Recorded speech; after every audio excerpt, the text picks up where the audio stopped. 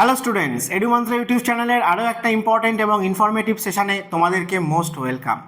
আজকে আমরা আলোচনা করব ওয়ার্ল্ডের লার্জেস্ট ম্যানগ্রোভ ফরেস্টকে নিয়ে, এবং এই লার্জেস্ট ম্যানগ্রোভ ফরেস্টটাও রয়েছে কিন্তু ওয়ার্ল্ডের লার্জেস্ট রিভারাইন ডেল্টাতে, এবং সেটা অবশ্যই আমাদের ইন্ডিয়াতে বা ওয়েস্ট বেঙ্গলে রয়েছে।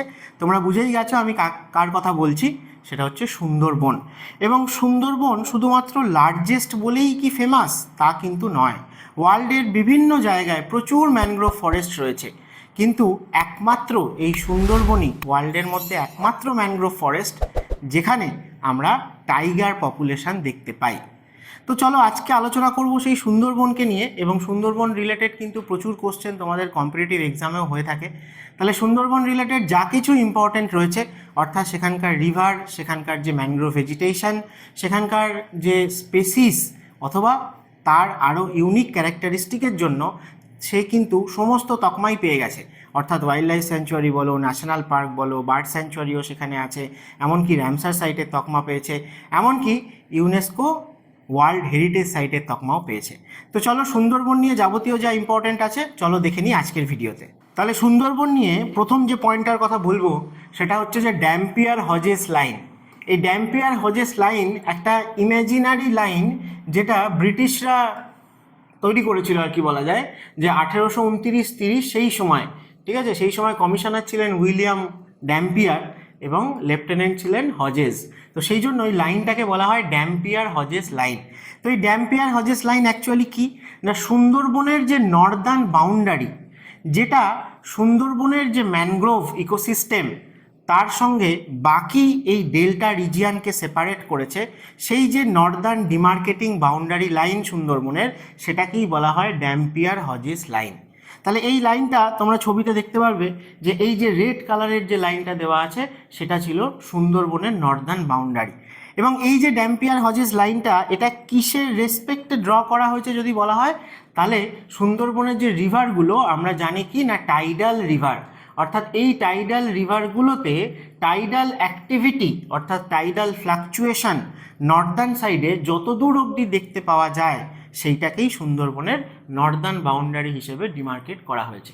এবং এই লাইনের নিচে যে পার্টটা রয়েছে সেইটাকে বলা হয়েছিল যে ডাইনামিক ম্যানগ্রোভ অ্যান্ড এস্টুয়ারিন একটা ইউনিক ইকোসিস্টেম। তো এই যে সুন্দরবন, এই সুন্দরবনে আমরা নিয়ার অ্যাবাউট প্রায় মোর দ্যান 100 কিন্তু আইল্যান্ড পেয়ে থাকি। তার মধ্যে কিছু হচ্ছে ইনহ্যাবিটেড, অর্থাৎ মানুষজন সেখানে থাকে, আর কিছু হচ্ছে আনইনহ্যাবিটেড। সেই রিজিয়নটাতে আমরা কিন্তু মূলত টাইগার পপুলেশনকে পেয়ে থাকি, বা সেটা এই সুন্দরবন বায়োস্ফিয়ার রিজার্ভের একদম কোর জোন বা টাইগার রিজার্ভ হিসেবে কিন্তু পরিচিত। তাহলে আমরা যদি এর বাউন্ডারি দেখি, তাহলে নর্দার্ন বাউন্ডারি তো দেখলাম, কিন্তু ইস্ট আর ওয়েস্টে ইন্ডিয়ার মধ্যে যদি আমরা এর বাউন্ডারি দেখি, তাহলে বলা হয় যে ওয়েস্টার্ন সাইডের বাউন্ডারি হচ্ছে মুড়িগঙ্গা রিভার, এবং ইস্টার্ন সাইডে বাউন্ডারি হচ্ছে হাড়িয়াভাঙা এবং রায়মঙ্গল রিভার।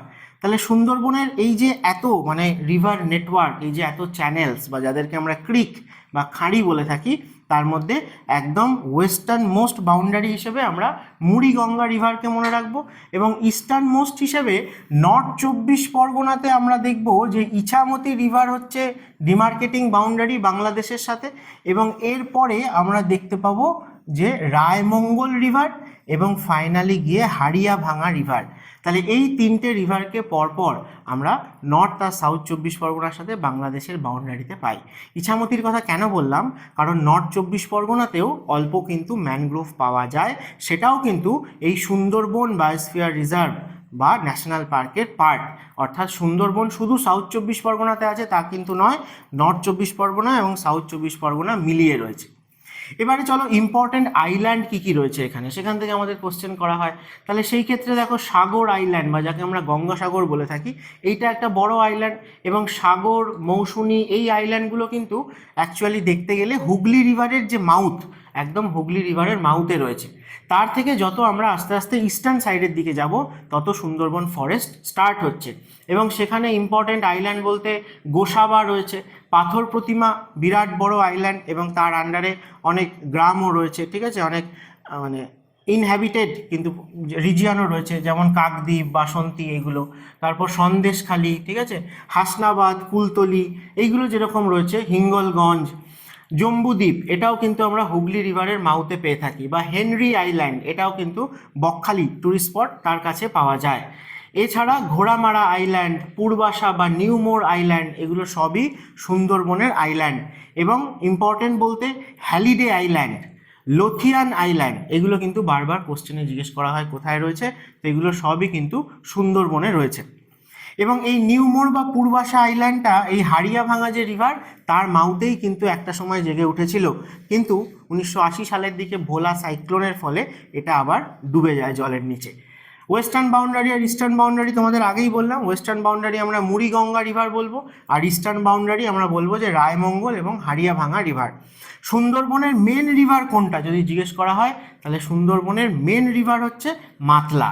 কিন্তু তাছাড়াও আমরা আরও অনেক রিভার বা চ্যানেল সেখানে পেয়ে থাকি।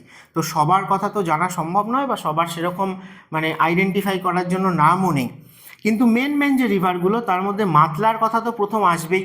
তাছাড়া কে কে আছে না, সপ্তমুখী, ঠাকুরান, গোসাবা, বিদ্যাধরী, পিয়ালি, ইছামতি, মুড়িগঙ্গা, রায়মঙ্গল, হাড়িয়াভাঙা, ঠিক আছে, দাত্তা রিভার, হাতানিয়া, দোয়ানিয়া রিভার, এরকম প্রচুর রিভার কিন্তু আমরা সুন্দরবনে পেয়ে থাকি।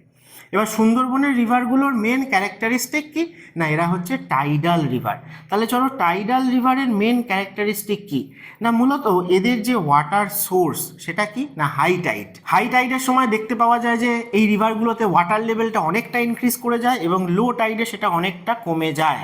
তাই জন্য ডেলি যে টাইডাল অ্যাক্টিভিটি হয় সেখানে কিন্তু আমরা মানে ড্রামাটিক যে লেভেল আপ ডাউন সেইটা কিন্তু এক্সপিরিয়েন্স করতে পারি এই টাইডাল রিভারগুলোতে। নেক্সট হচ্ছে হাই স্যালিনিটি। স্বাভাবিকভাবেই যখন হাই টাইড হয় তখন সমুদ্রের দিক থেকে জল এন্টার করে, স্যালাইন ওয়াটার এন্টার করে, তাই জন্য রিভারগুলোর ওয়াটারও কিন্তু হাইলি স্যালাইন, এবং তার আশেপাশের যে রিজিয়ানগুলো রয়েছে সেগুলোও কিন্তু স্যালিনিটি অনেক হাই দেখতে পাওয়া যায়। নেক্সট হচ্ছে যে এরোশন পাওয়ার। তারা সবসময় কিন্তু এই যে রিজিয়ানটা সেই যে মানে কোস্ট লাইন বা শোর লাইন যেটা সেটা সবসময় রিশেপ করছে, অর্থাৎ কোনো জায়গায় তারা হেভিলি এরোশন করছে, কোনো আইল্যান্ডকে বা নদীর পাড়কে ভেঙে ফেলছে, আবার নতুন কোনো আইল্যান্ড ডেল্টাইক আইল্যান্ড কিন্তু ফর্মেশন করছে। তাহলে সেই জন্য আমরা ওয়েস্ট বেঙ্গল ফিজিওগ্রাফির ক্ষেত্রেও পড়েছি যে এই যে সুন্দরবন রিজিয়ানটা বা সাউথ 24 পরগনা, এটা কিন্তু আমাদের গঙ্গা ব্রহ্মপুত্র মেঘনা ডেল্টা রিজিয়ানের মধ্যে সবথেকে অ্যাক্টিভ ডেল্টা, অর্থাৎ এখানে ডেল্টা ফর্মেশনের কাজ এখনও কনস্ট্যান্টলি কিন্তু চলছে, রানিং, ঠিক আছে। তো সুন্দরবনের ক্ষেত্রে দেখতেই পাবে যে আইল্যান্ডগুলোর কথা যেগুলো আমি বলছিলাম বিভিন্ন জায়গা রয়েছে, সেগুলো যেরকম এখানে ম্যাপে দেখানো আছে, পরপর এক এক করা মানে যাদের ইম্পর্টেন্স রয়েছে তাদের কথা আমি এক এক করে বলছি। আর রিভারের কথাও এখানে দেখতে পাচ্ছ যে পুরো রিভার নেটওয়ার্কটাই দেওয়া আছে, সেখানে মাতলা অবশ্যই মেন রিভার, তাছাড়া এখানে ম্যাপে বিদ্যাধরী, ঠাকুরান, গোসাবা, রায়মঙ্গল, ঠিক আছে, হাড়িয়াভাঙা, এই সমস্ত রিভারগুলোকে এখানে দেখতে পাচ্ছ। তাহলে এই পুরো রিভার নেটওয়ার্কটা পুরোটাই কিন্তু একদম মাকড়সার জালের মতো, ঠিক আছে। আচ্ছা, নেক্সট চলো সুন্দরবনের কথা যদি আসে, এই যে স্যাংচুয়ারি বা টাইগার রিজার্ভ এগুলো তো বিভিন্ন ডিক্লেয়ার করা হয়েছে, এটাও ইম্পর্টেন্ট, এটার কথাও আমি শেষে আসছি যে কোন সালে সুন্দরবনকে কি তকমা দেওয়া হয়েছে, সেখান থেকেও আমাদের প্রচুর কোশ্চেন করা হয় কম্পিটিটিভ এক্সামে। তো সুন্দরবন তো এখন একটা বায়োস্ফিয়ার রিজার্ভ হয়ে গেছে, তাহলে তার মধ্যে আলাদা আলাদা প্রচুর আমরা স্যাংচুয়ারি, বার্ড স্যাংচুয়ারি বা রিজার্ভ এরকম কিন্তু পেয়ে থাকি।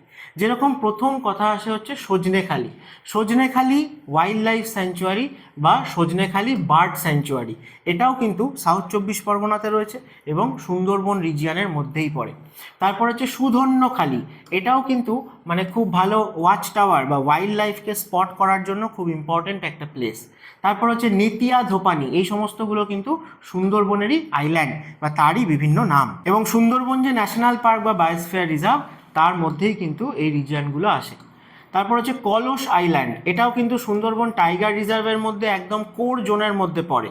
কনক আইল্যান্ড, দোবাকি, ঠিক আছে, এই সমস্ত আইল্যান্ডগুলোর নাম যদি বলা হয় কোথায় রয়েছে সেগুলো সব সুন্দরবনের সাথে রিলেটেড। তারপরে মোস্ট ইম্পর্ট্যান্ট যেটা বলছিলাম যে লোথিয়ান আইল্যান্ড এবং হ্যালিডে আইল্যান্ড, ঠিক আছে, এই দুটোও কিন্তু সুন্দরবনের ইম্পর্ট্যান্ট আইল্যান্ড এবং সুন্দরবন যে ওয়াইল্ড লাইফ স্যাংচুয়ারি তার মধ্যেই কিন্তু এই জায়গাগুলো আসে। নেক্সট ইম্পর্টেন্ট কী কী জিনিস আর মনে রাখবো সেটা হচ্ছে ভগবতপুর। এই ভগবতপুর জায়গাটা পাথর প্রতিমায় রয়েছে এবং ক্রোকোডাইল ব্রিডিং সেন্টারের জন্য ফেমাস। ইন্ডিয়াতে salt water crocodile breeding centre প্রথম কিন্তু হয়েছিল এই ভগবতপুরে ইন্ডিয়ার মধ্যে, এবং নেক্সট হয়েছিল চেন্নাইতে। তো এটা খুবই ইম্পর্টেন্ট। নেক্সট হচ্ছে ঝড়খালি। এই ঝড়খালি বলে জায়গাটাতে টাইগার রেস্কিউ সেন্টার রয়েছে, এটাও আমরা মনে রাখবো। নেক্সট হচ্ছে সুন্দরবন টাইগার রিজার্ভ যদি বলা হয়, সেই সুন্দরবন টাইগার রিজার্ভের হেডকোয়ার্টার হচ্ছে ক্যানিং, এবং ক্যানিং রয়েছে কোন নদীর পাড়ে, খুব ইম্পর্টেন্ট, সেটা হচ্ছে মাতলা রিভারের পাড়ে রয়েছে ক্যানিং। আর যদি বলা হয় যে সুন্দরবন যে টাইগার রিজার্ভ বা তার যে এন্ট্রি পয়েন্ট সুন্দরবনের, তাহলে সেক্ষেত্রে বলা হয়ে থাকে যে গোসাবা, গদখালি বা সোনাখালি, এই জায়গাগুলো দিয়ে সুন্দরবনের এন্ট্রি পয়েন্ট। কিন্তু তার যদি হেডকোয়ার্টার বলা হয় তখন আমরা বলবো ক্যানিং, যে কিন্তু রয়েছে মাতলা নদীর পাড়ে।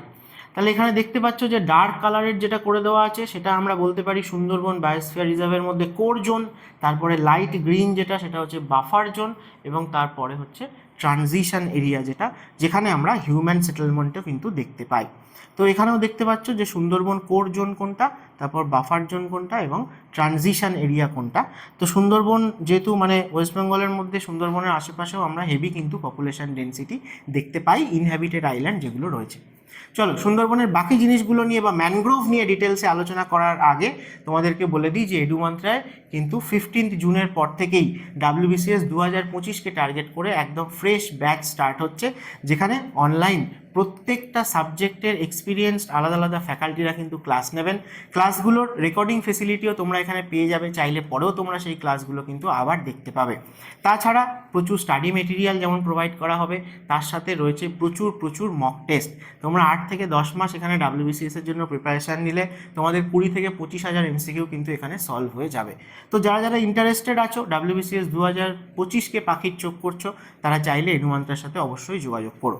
এবং এর সাথে সাথে মিসলেনিয়াস 2024 তারও কিন্তু প্রিলিমিনারি ফর্ম ফিল আপ শেষ হয়ে গেছে, এবং মিসলেনিয়াসকে মাথায় রেখেও কিন্তু 15 জুন থেকেই ফ্রেশ একদম নতুন ব্যাচ এডুমান্ত্রায় স্টার্ট হচ্ছে।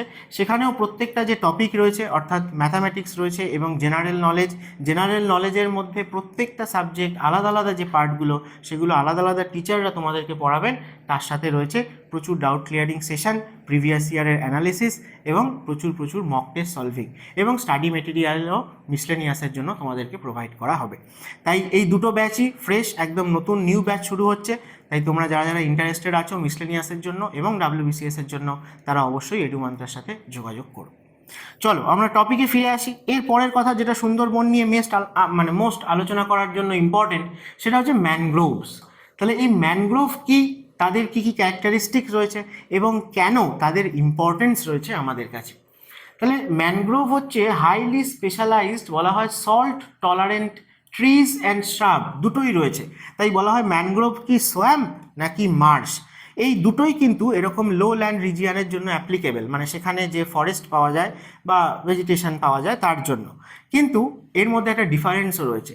মার্শ মানে হচ্ছে যে জলা জায়গায় যেখানে শুধুমাত্র ঘাস পাওয়া যায়, তাকে বলা হয় মার্শ।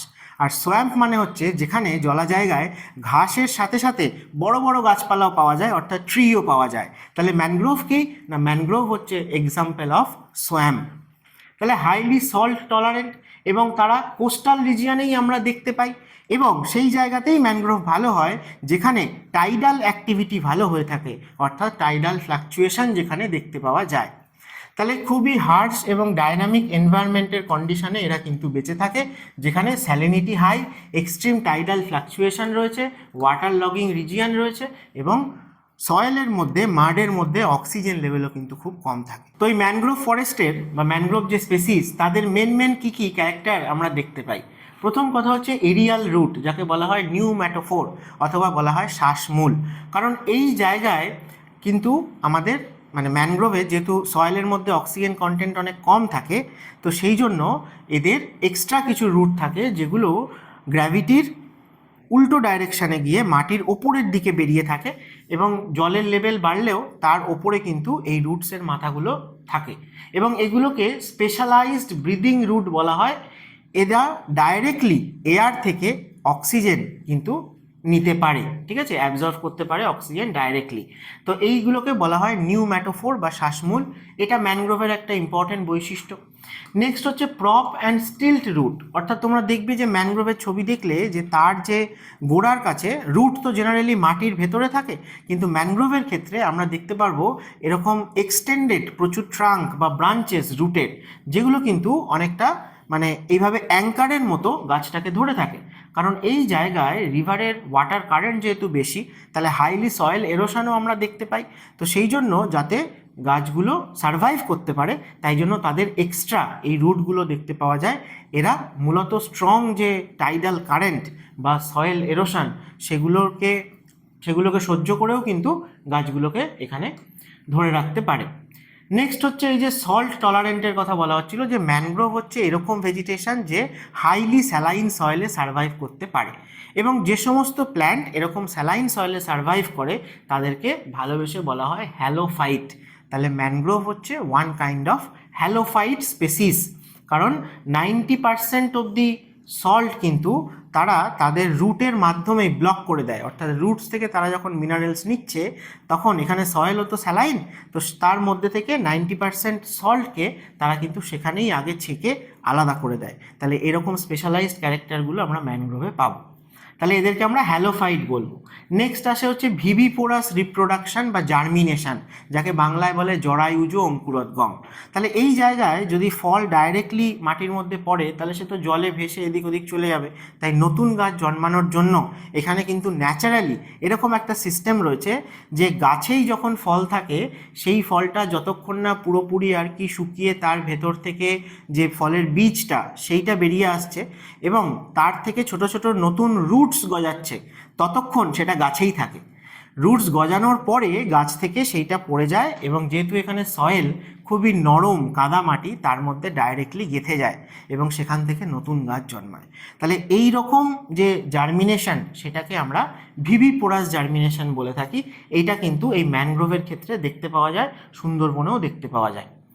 নেক্সট হচ্ছে সাকুলেন্ট বা ওয়্যাক্সি লিভস। ম্যানগ্রোভ এই ট্রিয়ের গাছের পাতা যদি আমরা দেখি তাহলে দেখব সেগুলো অনেকটা মোটা মোটা হয়, মানে তার ভেতরে যেন এটা ফ্লেশি পার্ট রয়েছে এরকম ধরনের মোটা মনে হয়, এবং ওপরের লেয়ারটাও কিন্তু খুব চকচকে হয়ে থাকে। অনেকটা আমরা বলতে পারি যে জেরোফাইটিক টাইপের ভেজিটেশন যেরকম ক্যাকটাস টাইপের হয়ে থাকে সেরকম টাইপের ফ্লেশি হয়ে থাকে।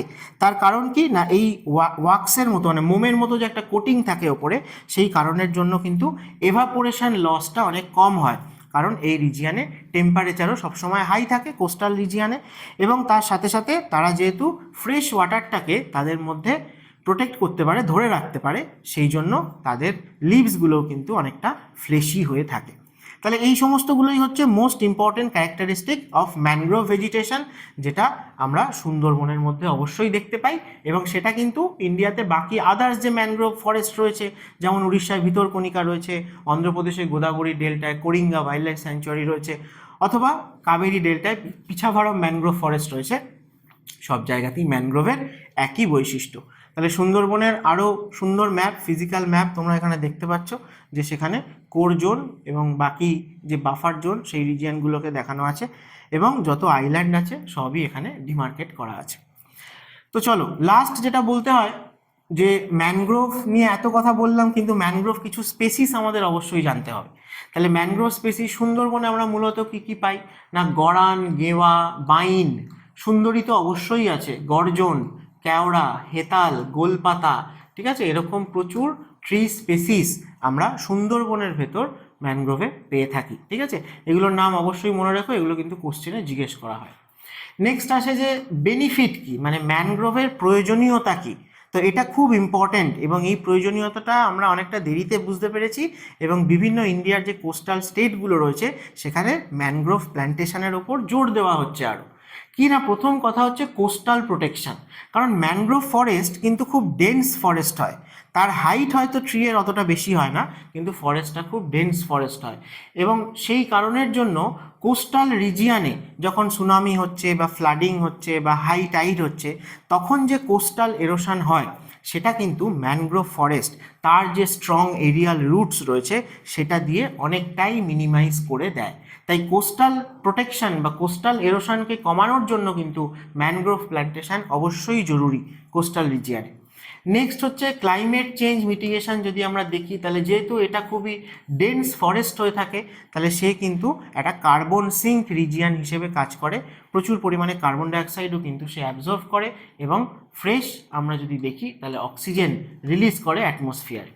নেক্সট হচ্ছে বায়োডাইভার্সিটি হটস্পট, যেহেতু এই ম্যানগ্রোভ রিজিয়নগুলো খুবই রিচ বায়োডাইভার্সিটি হয়ে থাকে, তাই এখানে কিন্তু আমরা অন্যান্য বিভিন্ন টাইপের স্পেসিস, সেটা রেপটাইল হতে পারে অথবা ম্যামেল হতে পারে অথবা অ্যাকোয়াটিক স্পেসিস হতে পারে, তার ডাইভার্সিটি কিন্তু আমরা দেখতে পাই। আর নেক্সট হচ্ছে যে ওয়াটার ফিল্ট্রেশন।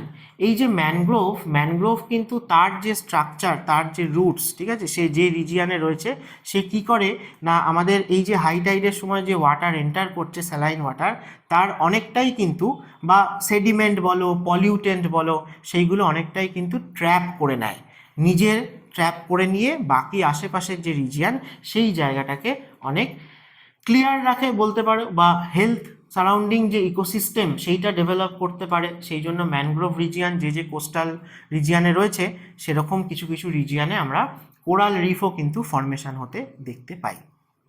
তো এই ছিল ম্যানগ্রোভ নিয়ে খুব ইম্পর্টেন্ট যা যা আলোচনা করলাম। নেক্সট আসো যে যদি সুন্দরবনের স্পেসিসের কথা বলি, তাহলে ম্যামেলের মধ্যে প্রথম তো বলতেই হয় যে রয়্যাল বেঙ্গল টাইগার যেটা, এবং ইন্ডিয়াতে যত এরকম টাইগার পাওয়া যায় সেগুলো সবই কিন্তু বেঙ্গল টাইগার ক্যাট ফ্যামিলির। তার মধ্যে সুন্দরবনেরটাকে আমরা রয়্যাল বেঙ্গল টাইগার বলি কারণ তার গায়ে আমরা ডোরাকাটা দাগ দেখতে পাই।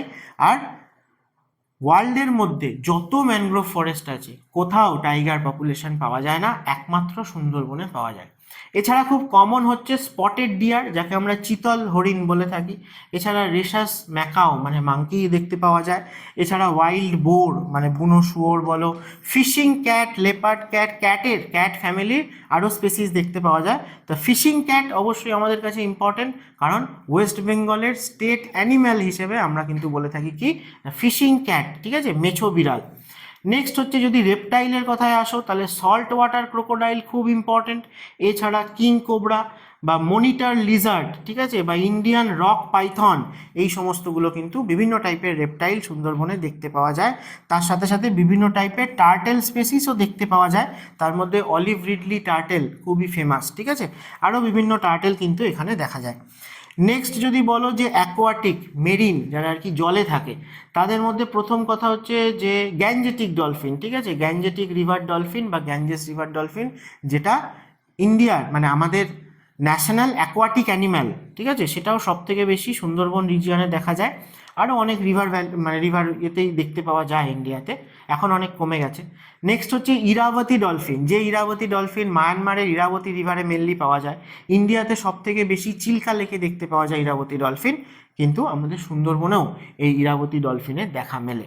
তাছাড়া হচ্ছে মাড স্কিপার, ঠিক আছে, প্রচুর পরিমাণে দেখতে পাবে এরকম ছোট্ট ছোট্ট এবং হর্সশু ক্র্যাব, ফিডলার ক্র্যাব, প্রচুর টাইপের কাঁকড়া এখানে দেখতে পাওয়া যায়, ঠিক আছে। মাড স্কিপারও কিন্তু প্রচুর পরিমাণে দেখতে পাওয়া যায়।